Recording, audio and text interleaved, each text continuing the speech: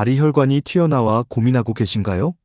수술을 결정하기 전에 꼭 확인해야 할 중요한 정보들을 김해 지역에 계신 분들을 위해 하지엘 흉부외과에서 안내해 드립니다. 그렇다면 왜 혈관이 튀어나오게 되는 걸까요?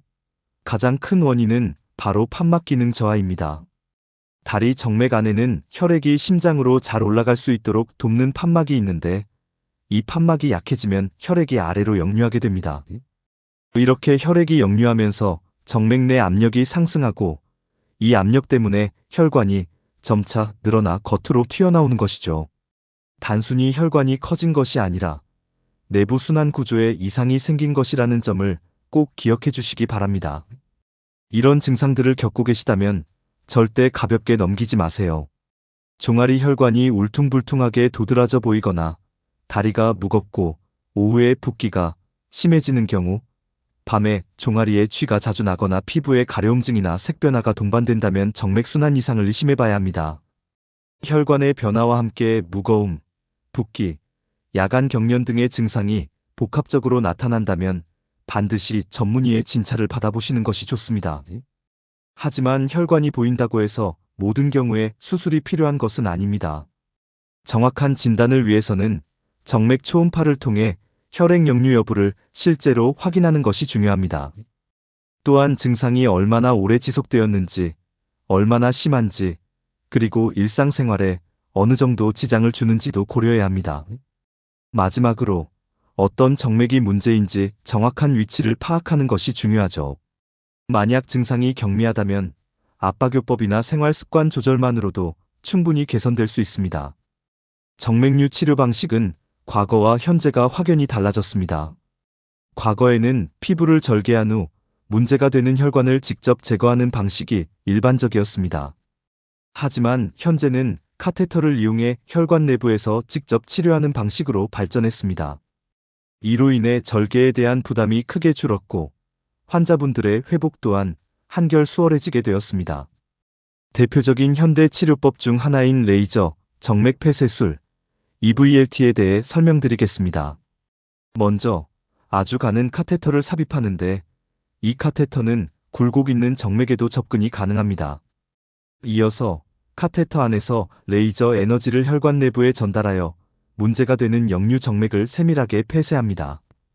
이 모든 과정은 최소 절개와 국소 마취로 진행되어 비교적 빠르게 일상으로 복귀할 수 있다는 장점이 있습니다. 다음으로 초음파 유도 경화요법에는 크게 두 가지 종류가 있습니다. 첫 번째는 UGFS입니다. 이는 초음파로 깊은 정맥의 위치를 확인한 후 약물을 주입하여 내부 역류를 치료하는 것이 목적입니다. 두 번째는 실핏줄 경화요법으로 주로 피부 표면의 거미양 정맥을 개선하여 외관을 좋게 하는 것이 목적입니다. 이름은 비슷하지만 치료 목적과 적용 부위가 다르기 때문에 어떤 혈관을 치료하는지 구분하는 것이 매우 중요합니다. 때로는 하나의 치료법만으로는 부족하여 병용 치료가 필요한 경우도 있습니다. 예를 들어 줄기 정맥의 역류가 주된 문제일 경우 EVLT 레이저 치료를 우선적으로 시행합니다. 여기에 가지 정맥의 동반 문제가 있다면 UGFS 경화요법으로 보완하여 치료 효과를 높일 수 있습니다. 어떤 혈관이 가장 중심적인 문제인지 초음파 소견과 환자분의 증상을 함께 종합적으로 보고 치료 방향을 결정하게 됩니다. 치료 후에는 올바른 회복 관리가 중요합니다. 일정 기간 동안 압박 스타킹을 착용하여 회복을 돕고 치료 직후부터 가벼운 보행을 유지하는 것이 좋습니다. 하지만 무거운 운동이나 장시간 서 있거나 앉아 있는 자세는 피해야 합니다. 또한 치료된 혈관의 변화를 추적 관찰하기 위해 정기적인 초음파경과 확인이 필요합니다. 회복 속도는 치료 범위와 혈관 상태, 그리고 개인의 생활 패턴에 따라 다를 수 있다는 점을 참고해 주세요. 병원을 선택하실 때 꼭 확인해야 할 4가지를 말씀드립니다. 첫째, 초음파 검사 결과를 충분히 설명해 주는지. 둘째, 환자분의 상태에 맞는 다양한 치료 선택지를 제시하는지. 셋째, 치료 후 관리가 체계적으로 이루어지는지. 마지막으로 증상과 초음파 소견을 연결하여 명확하게 설명해 주는지 확인해야 합니다. 정확한 진단이야말로 올바른 치료 방향을 정하는 출발점임을 잊지 마세요. 다리가 보내는 중요한 신호를 놓치지 마세요.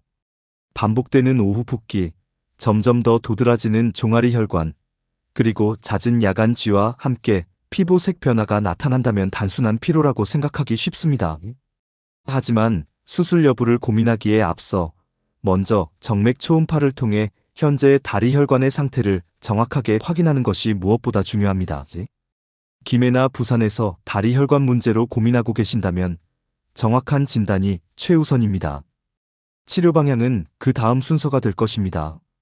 네이버에서 하지웰 흉부외과를 검색하시면 하지정맥류 중점 진료를 하는 저희 병원의 진료 원칙과 상세한 치료 정보를 확인하실 수 있습니다.